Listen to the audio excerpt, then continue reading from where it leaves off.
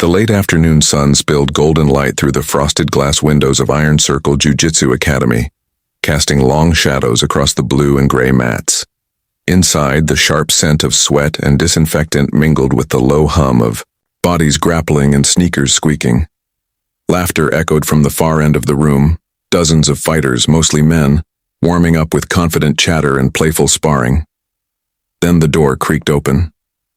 She walked in with quiet, unshakable stillness, almost like the world paused to take a breath. Her name was Eva Monroe, though nobody in the room knew it yet. Dressed in a faded white gi that looked like it had seen more mats than most of the students ever would. She carried no gym bag, no entourage, no signs of bravado. Just her GI, a water bottle, and an aura of unreadable calm. Heads turned. Conversations slowed. One young guy nudged his friend and whispered, "Newbie alert." Another grinned, "She in the wrong class? Probably here for a cardio session." They couldn't help but notice her. Not because she demanded attention, but because she didn't. Coach Darren, a well-built man in his 40s with a booming voice and a clipboard under his arm, approached her near the edge of the mat. He looked her up and down, trying to gauge if she was serious or just another person biting off more than they could chew. "You trained before?" he asked, eyebrow raised. Eva gave a single, humble nod. "A little." Coach Darren didn't press. Something in her tone stopped him from asking more. He pointed to the open mat. "All right, let's see what you've got. Grab a partner for warm-up drills." She bowed respectfully and moved toward the group. As she walked across the mat, her bare feet made almost no sound, but the weight of judgment around her was deafening.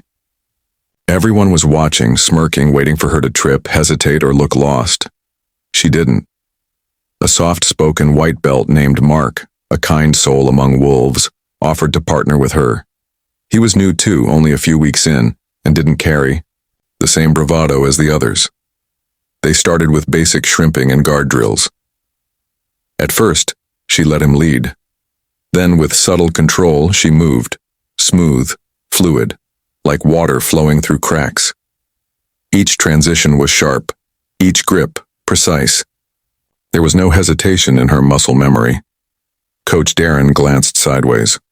His eyes narrowed slightly. One of the senior blue belts muttered, "Beginner, yeah, right." But still, the ridicule brewed. "She's just flexible. Probably does yoga. She won't last a single roll against Jason." Eva ignored it all. Her face never changed, her breathing stayed calm, but if someone had looked close enough, past the quiet demeanor and the plain GI, they'd have seen it. In the eyes, a spark, not of arrogance, not of fear, but of something far more dangerous and experience.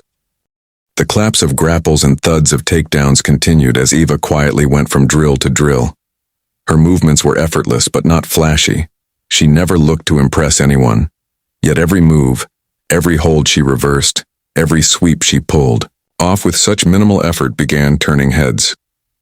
A blue belt named Alex tried a guard pass on her during live drills and ended up flat on his back, blinking at the ceiling, caught in an armbar before he knew what happened. He laughed it off nervously, but his face betrayed something different. Confusion, and maybe a little bruised ego. Whispers grew louder. That wasn't a fluke. She's doing that on purpose. Who is she?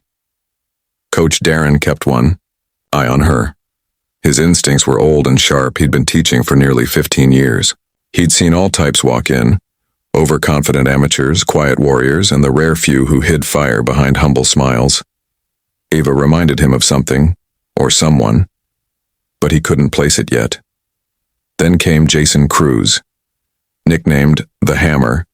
Jason was the Academy's pride, a decorated black belt with a long list of wins and a longer list of bruised egos. Muscular, aggressive, and loud, he walked with the air of a man used to applause. Tattoos covered his arms. A chain hung around his neck even during training. Jason noticed the shift in energy. The attention wasn't on him for once. It annoyed him. "Yo, coach," he said, loud enough for the class to hear. "Let me roll with her." Darren raised an eyebrow. Jason, she's new here. Jason scoffed. I'll keep it light. He strutted toward Eva like a lion approaching a rabbit. She stood up slowly, tying her belt once more. Their eyes met for the first time. Jason towered over her. He leaned in, whispering with a smug grin, "No hard feelings when this is over. I'll make it quick." Eva gave a small nod, calm as still water. She didn't blink, didn't smile. Coach called out, "Set the timer. 1 round." The room formed a loose circle. Phones were out. Everyone expected a show, but not the kind they were about to get. The mat fell into a hush. Jason cracked his knuckles. Eva simply took her stance, low, relaxed, focused. She wasn't bouncing, fidgeting, or posing like Jason. She looked like she belonged there, not to prove anything, but as if the mat had always been her home. Go. Jason lunged instantly, reaching to grip her collar and force her down. But Eva stepped inside his movement, redirecting his force with a side pivot that sent his balance forward. In one seamless motion, she dropped under his arm, caught his right wrist and slid her leg up into position. Gasps erupted from the spectators. She had locked a triangle choke. In 6 seconds, Jason thrashed. He grunted. He tried to posture up. Too late. Her legs were locked, tight around his neck and shoulder. Her hands pressed the back of his head down gently, mercilessly. His face turned red. His eyes widened. Tap. Tap. Tap. It echoed like thunder in the dead silence. Seconds. She released the hold instantly, stood up, bowed respectfully, and walked to the edge of the mat. Jason lay there for a moment, humiliated, trying to catch his breath. The black belt, the alpha, submitted by a simple woman with no ego, no showboating, just precision. Phones were still recording. No one was laughing now. Coach Darren didn't move. His eyes were wide, locked on her. His mind was racing. That movement, those transitions, they weren't from some hobbyist or fluke fighter. That was championship-tier Jiu-Jitsu. Someone in the back whispered the first word of truth the class had uttered all evening. Who the hell is she? The academy was silent long after Eva stepped off the mat. Jason sat in stunned silence, towel pressed to the side of his neck, his pride bleeding more than any choke could manage. The video had already gone viral within the academy's private group chat. Slow-motion clips of the triangle choke, side by side with the 14-second timer. Coach Darren approached Eva as she sat alone in the corner, calmly sipping water. "You said you trained a little," he said quietly. She looked up, her expression unreadable but not unfriendly. "I did." He nodded slowly. That wasn't a little. There was a beat of silence between them. Then, Coach said it out loud, what had been gnawing at his instincts since she first walked in. "You're Eva Monroe, aren't you?" She didn't answer at first, just a slight tilt of her head. Then a soft sigh. "I was." Coach sat down beside her, lowering his voice. "I remember now. 5 years ago, IBJJF Worlds. You were undefeated. They called you the Ghost because no one could touch you. You disappeared after the finals. Nobody knew why." Eva looked at the mat, her fingers gently running along the edge of her belt. The memories, like bruises, never truly faded. "I left after my brother passed," she said softly. "We trained together since we were kids. He was my world. After he died, I couldn't step on the mat without hearing his voice." Coach nodded with understanding. "And today?" She looked at him, her eyes calm but heavy. "Today, I just wanted to see if I could still feel it. The rhythm, the silence, the fight." He studied her for a moment. The humility, the pain, the depth behind her strength, it all made sense now. "You didn't just feel it," he said quietly. "You reminded the room what real jiu-jitsu looks like." Across the mat, students were whispering, researching her name, watching old highlight reels. The mood in the academy had shifted. She was no longer the simple woman. She was a legend in disguise. But for Eva, it wasn't about legacy. It, too, was about closure.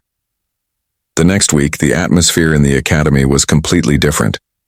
Eva returned, not as a mystery, but as a quiet force of knowledge. People didn't whisper this time. They watched with admiration. Even Jason, still sore in the neck and ego, walked up to her with humility. "Want to run it back?" he asked, half joking. Eva smirked gently. "Maybe after you learn to breathe during a triangle." The room chuckled, including Jason. She became an unexpected mentor, showing younger students small adjustments, helping them with transitions, teaching them the art beneath the aggression. Her style wasn't loud or dominating. She taught, with patience and grace, the kind of wisdom that could only come from pain survived and battles earned. Coach Darren approached her during a break. "You ever think about coaching?" Eva paused.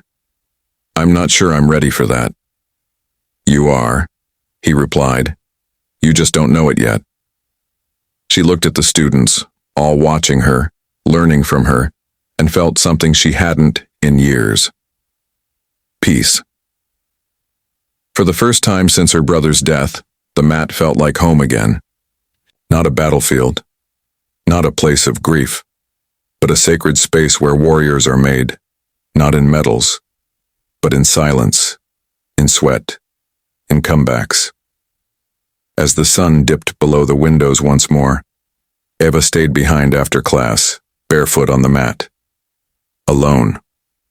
She bowed, whispered something under her breath, and walked off into the twilight. Not for the applause, not for revenge, but for redemption.